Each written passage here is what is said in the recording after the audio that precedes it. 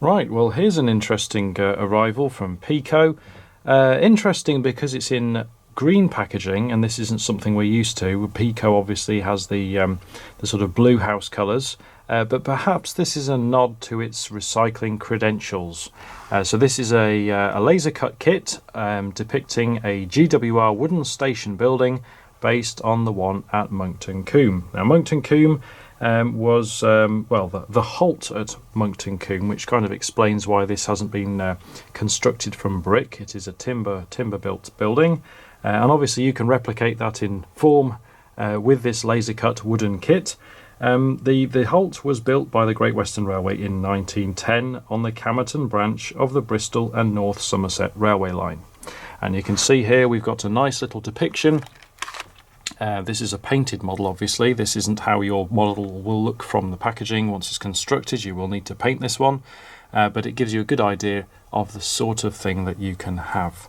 And it even gives you, which is always handy with these kits, a size, the dimensions, the footprint there is 206 by 60 millimeters, including that canopy overhang. Now, coming back to those green credentials, we can see here we've actually got a little logo which says reused ocean plastic, made using recycled post-consumer waste recovered from beaches and riverbanks.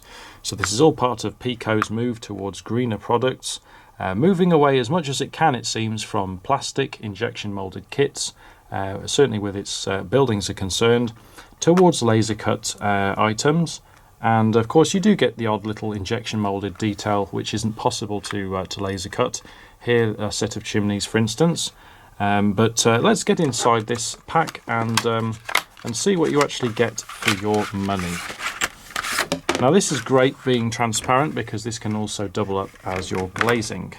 If not for this kit, future kits as well.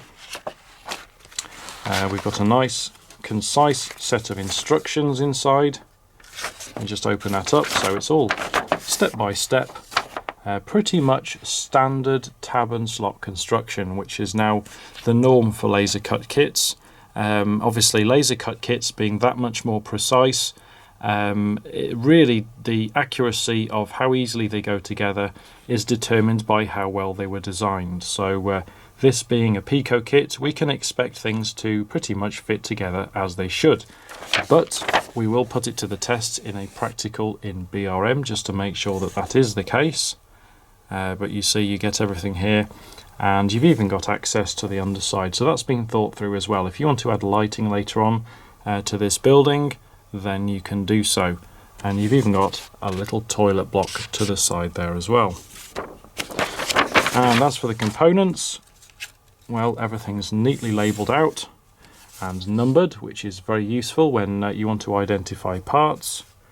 I love this sort of overlay with the detail there, and just come across to this one. So these aren't identical, there are detail differences, but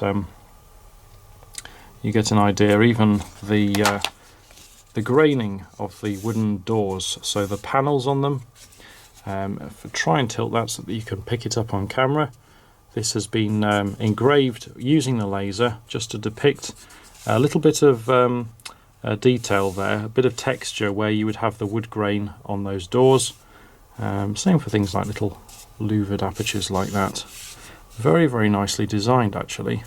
So this is an all new kit from Peco. We haven't seen this one before. As you can see on the top of the sheet there, 2023. And it's nice detailing there as well.